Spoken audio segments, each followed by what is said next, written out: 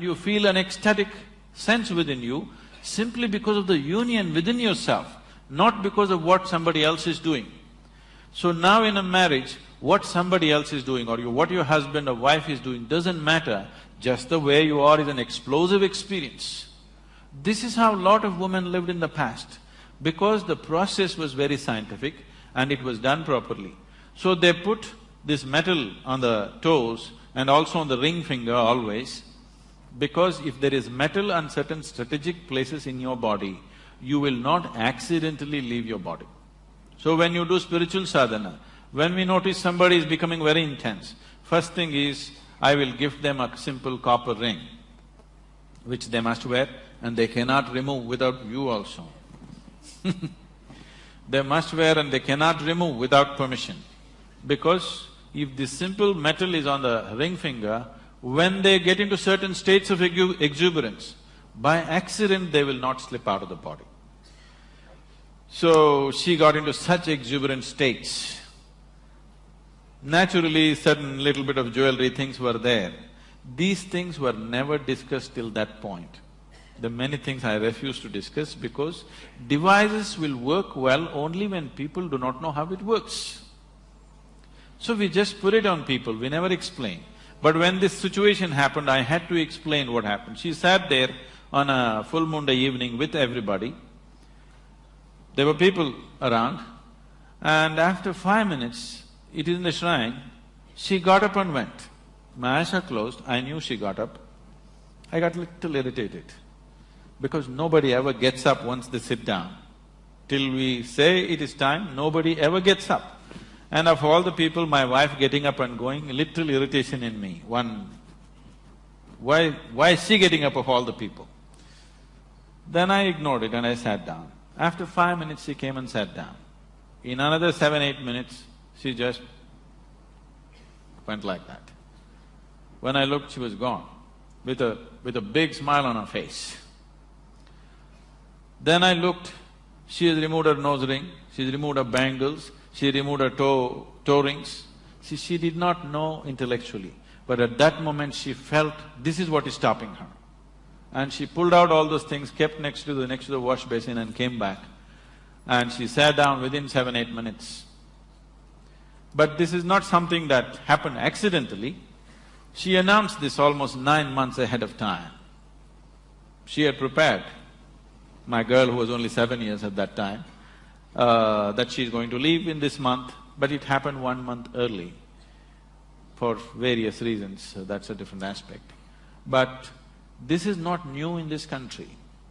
Any number of yogis just sit down, announce to everybody and leave their body. This whole process started 1 year before that.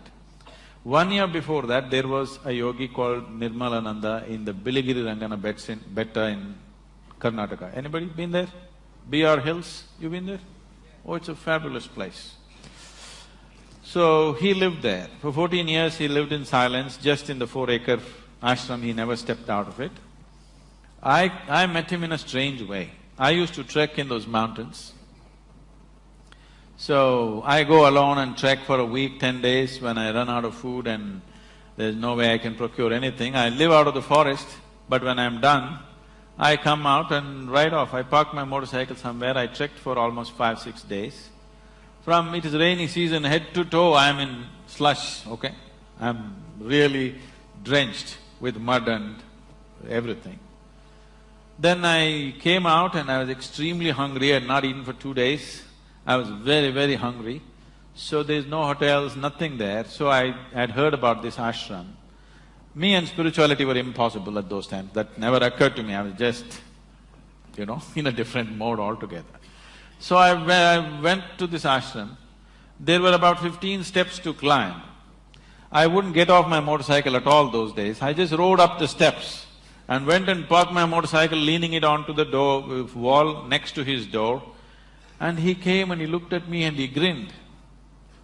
Then I said, I'm hungry. But he was not talking, so he said, come inside. And he made me sit down. He had a little, baking thing, he baked some bread for me. All he had was this bread and honey. So he gave me bread and honey, I ate up 2 loaves of bread for making up for 2 days. Then after that, we developed a silent relationship. Whenever I went there, I would take a bunch of bananas or something and he would give me a can of honey. This transaction went on. Many years later, after things happened to me in a big way, everything about my life changed. After about 10 years, I went to see him. He didn't recognize me because, And I asked, "Don't you recognize me?" And I smiled. He said, He said, "Oh, you are the guy on the motorcycle." So at the age of 73, he decided when Uttarayana comes, you know what's Uttarayana? The sun's relationship with the earth, when it moves from southern hemisphere to north, you heard of Bhishma waiting to die at that time. So he said, when Uttarayana comes, I want to leave my body. I went there with my wife and daughter, and then he cried and he said, "I have built a samadhi, I'm doing all this, but I'm afraid that I may not be able to do it." Then I started discussing the technicalities of what it is, what makes it happen, what stops it, what is it that you need to do, and these kind of things. So, my wife Viji was also there, she was listening to all this. Then we were driving back. By then I had graduated to 4 wheels, and we were driving back. Then she was silently crying. I said, "What happened?" She said, "I also want to live like him." I said, "When are you going to go?" I was trying to make a joke out of it. She said, "No, this is what I want to do." I said, "Why? What's wrong with your life?" She said, "No, everything is right with my life. My outside is good, my inside is feeling wonderful. I want to live when I'm like this, not when something is wrong with me." Then, as a husband, as a father of the girl, I'm trying to discourage her.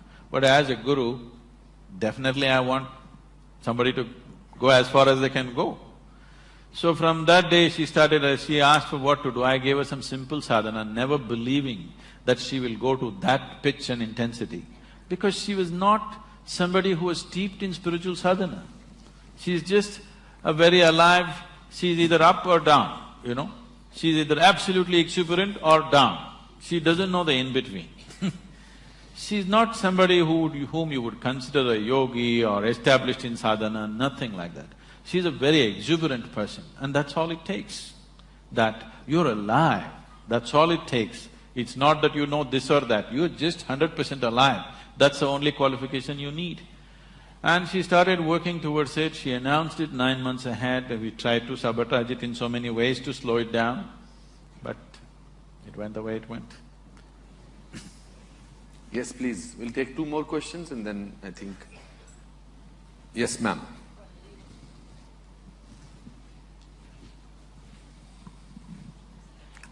Mic for the lady, please. Aa rahe hain.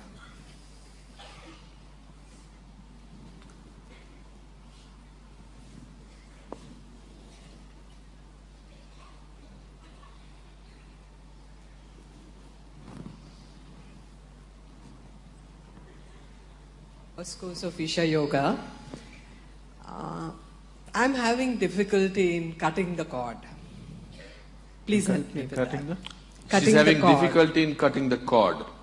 With my attachment to my family, to my children, I get very easily disturbed by what happens within my close circle. Please help me with that. Oh, I never said you must cut the cord. I'm just telling you, unfortunately, your motherly cord is too limited right now. Just expand it a little bit. Just make it connect to every piece of life on this planet, rather than just to a handful. Beautiful. Why do you want to cut your cord? Where is the reason to cut your cord? The reason why… See, please understand this, there is a difference between involvement and entanglement. If you do not know involvement, you will never know life. The only way to know life is with involvement. If you're not involved, would you know anything? Forget about spirituality. Would you know anything in your life if you're not involved? The only way to know anything in your life is with involvement. What is lacking in people is lack of involvement.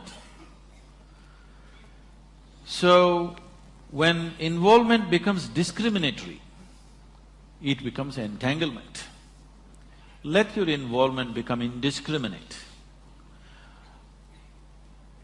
The earth that you walk upon, the food that you eat, the water that you drink, the air that you breathe, and the very space in which you exist. See if you can absolutely involve yourself with everything. Because the life that you are involved. If you are not involved with the air that you breathe, you would be dead, isn't it? You are anyway involved. You just have to become conscious that this is the only way life happens. You have to see that you're consciously involved. Right now you're unconsciously involved. If you're unconsciously involved, it looks like one big burden. If you're consciously involved, it'll become blissful. Is your life right now, do you know scientifically today we can prove every subatomic particle in your body is right now in communication with the whole cosmos. Such a big phenomena, you're trying to ignore, that is your crime. You bearing your children, being married, that is not your crime. Your crime is you're trying to ignore such a big phenomena, which is the basis of your life and creation. Because you ignore that, you suffer. Not because you're involved with your family, you suffer. Because you're trying to ignore something so big. Right now your life is like this. Is it true that today sun came up on time for the season? Yes? Planet is spinning on time, flowers blossomed, everything in these many galaxies is happening absolutely perfectly well.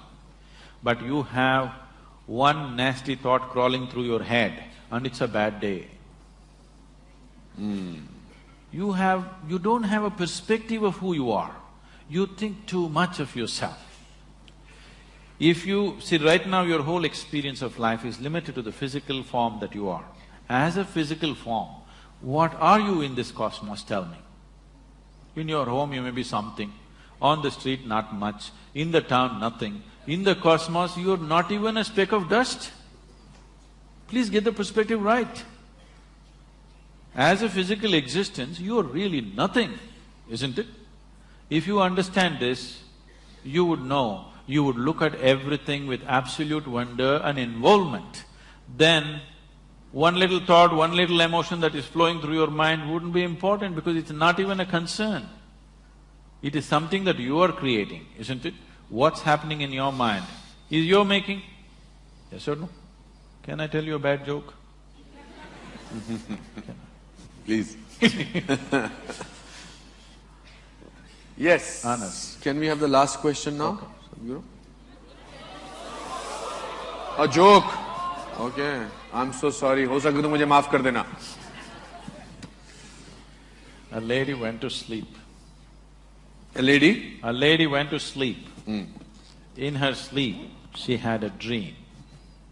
In her dream, she saw a hunk of a man standing there, staring at her. He started coming closer and closer and closer and closer. He came so close, she could even feel his breath, and she trembled, not in fear. And then she asked, "What will you do to me?" The man said, "Well, lady, it's your dream."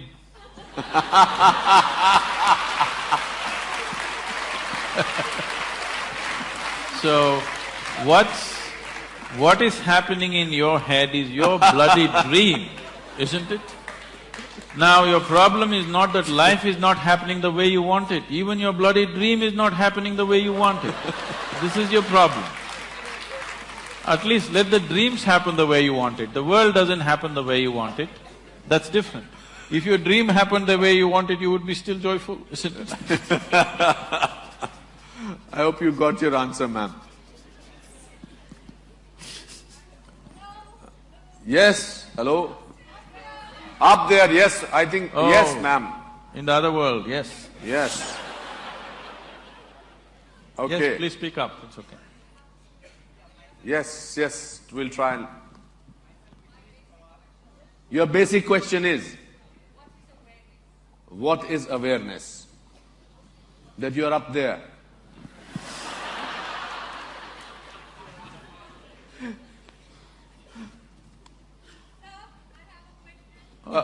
I think that lady asked a question, what is awareness? Let Sadhguru answer that. Is it related to that kind of a question? Okay, then I think let Sadhguru answer that. That no is very firm, I understand that. I somehow feel what is your question going to be. Okay. What is awareness, Sadhguru? Aliveness is awareness. You know that you're alive only because you're aware. Only thing is, right now your awareness is very limited, it's in low voltage. You just have to pump it up. You just have to increase the pitch of the voltage, that's all. It's not that you're not aware. Only because you're aware, you know that you're here. Otherwise you wouldn't even know. Suppose, is there anybody sleeping in the dark corners? Suppose somebody's gone like this, he doesn't even know where he is, isn't it? Not only he does not know where he is, he does not even know whether he is or he isn't. Isn't it? So you are aware, that's why you know you're here, that's why you know you are. But now, it is not strong enough. It is not lighting up the whole space, it is only lighting one corner of your life. It is giving you enough awareness to survive in the world. It is not giving you enough awareness to know the nature of life. Now when we say awareness, awareness, we are talking about only heightening your awareness, not creating some new awareness. Your awareness is good enough for survival. Is that enough for you? Or do you want to know the very nature of your existence? If you want to know the very nature of your existence, then you need to pitch up your awareness to a higher level, otherwise it will not happen. Please, this. Yes, the lady with the no. We have all eyes for you now. What's your name? Mrinalini. Why don't you shoot at him?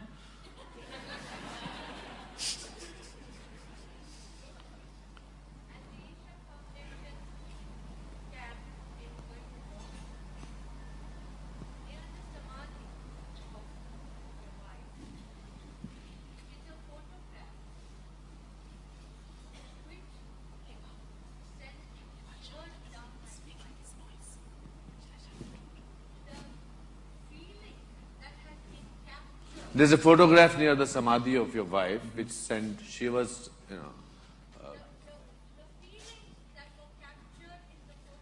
Whose photograph is that? Okay.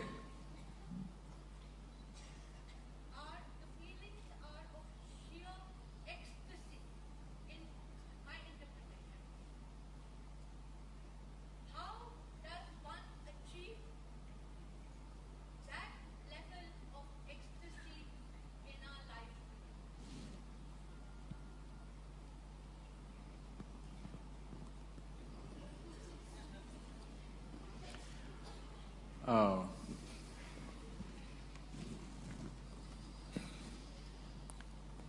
See, every life that is here is capable of joy, is capable of blissfulness, is capable of ecstasy. The only problem is they're not able to sustain it. The problem is of sustainability. Everybody knows moments of all this. But to be there, you have not built the necessary foundations. See, if there is a wall, you can jump up and have a peep. Or you can go on a trampoline and have a little longer peep, but you'll come down. But if you build a ladder, which is not so romantic as jumping, but if you climb up, you're across the wall. So, instead of calling it by different names like blissfulness, ecstasy, this, that, pleasantness, highest level of pleasantness, this is what every human being wants. If your body is pleasant, we say it is health. If it becomes very pleasant, we say it's pleasure. If your mind is pleasant, we say this is peace. If it becomes very pleasant, we say this is joy. If your emotions are pleasant, we say this is love. If it becomes very pleasant, we say it's compassion. If your very life energies are pleasant, we say this is bliss. If it is very pleasant, we say this is ecstasy. If your surroundings have become pleasant, we say you're a success. This is all every human being is seeking, isn't it? Nothing more. You want your insides pleasant, you want your outsides pleasant. This is all a human being is seeking. Outside pleasantness, you need people's cooperation. Yes? It is a craft.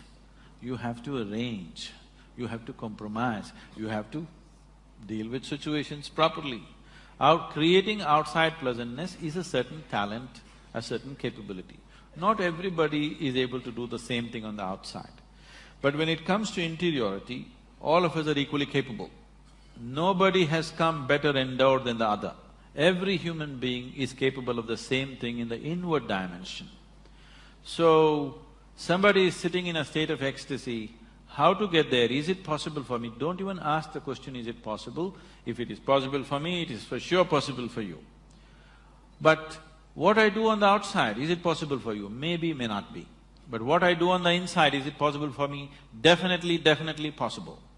Inner experience, nobody can be denied. External capabilities are different. So, what needs to be done? Whatever you've been through, the inner engineering is the fundamental. If you get this one thing right, you will naturally grow into that. The problem is, every day you keep undoing it. You understand?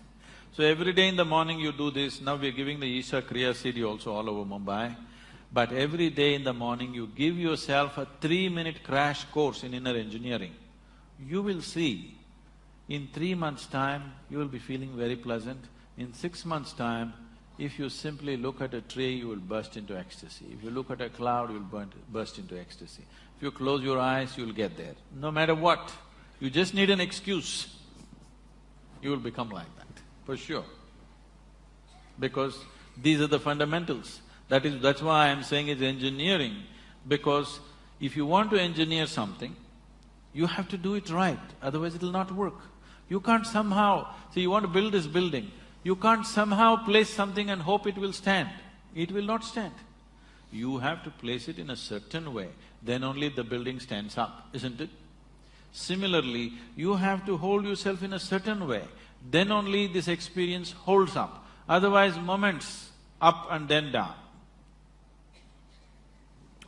Also, I feel, with your permission, I think if you depend on others to make you happy, I think there's a possibility you may not be happy.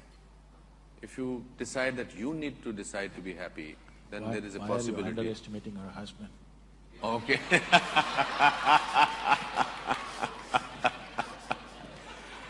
I think it's we have to stop, Sadhguru. Shall we? Just 5 minutes more. 5 minutes, okay. There's a time given to me, that's why.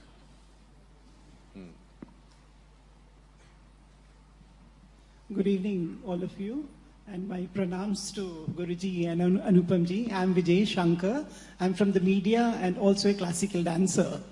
So, Guruji, I would like to know, man is always craving for more and more and not happy at all with whatever he gets. Of course, you just explained now how happiness is an internal state of being. So normally, what would you tell to normal people as to how to get peace and happiness in their lives? आसान question पूछा आपने। The problem is not that human beings are craving for more, they are craving too little.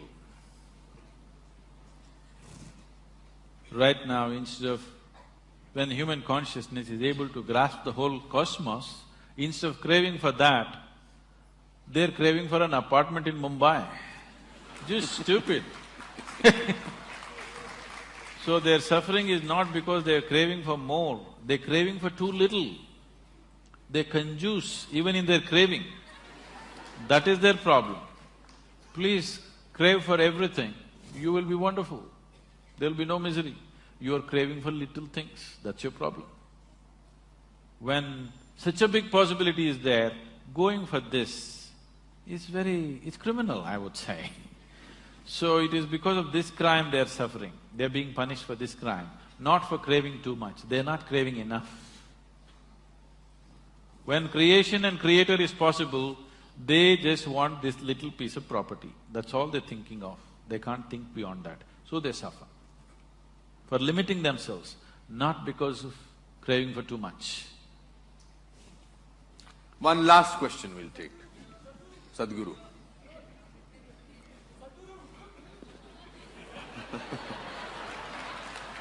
That's a burning question. Okay.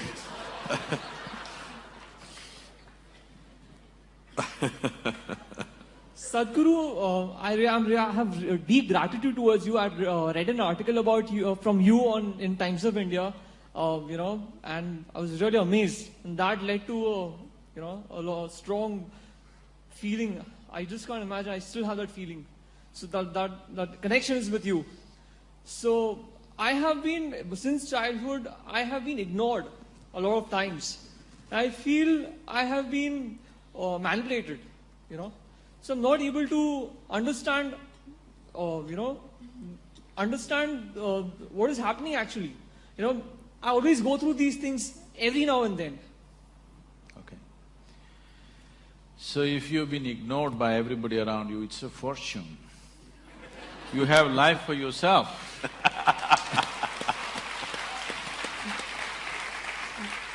Most children are suffering the attention of the parents. If they're ignored, they would be just happy doing their own thing. So, you just sit there and listen to me. Immediately the question is, what is the prayer? It's not a prayer. You need to understand, there are no prayers in this culture. There are only invocations. Prayers are a recent happening. Prayer means you're trying to talk to somebody. Invocation means you're trying to bring out what is the greatest thing within you. Now, what this chant, to put it in a simplest form, is everything. The earth that I walk upon, the air that I breathe, the water that I drink, the food that I eat, the very space in which we exist, the hand… The only thing that you can do is to be absolutely involved with this, but still not distort the hand of the creation. You do not distort the hand. What you do is an aberration to what the Creator intends. The intelligence behind creation, what it is intending, to be in tune with that, not to do some rubbish of your own thing. So, this is a journey from being a piece of creation to being the Creator. Every human being is capable of this. It's my wish and my blessing. This should become the reality in your life. Thank you very much for being here.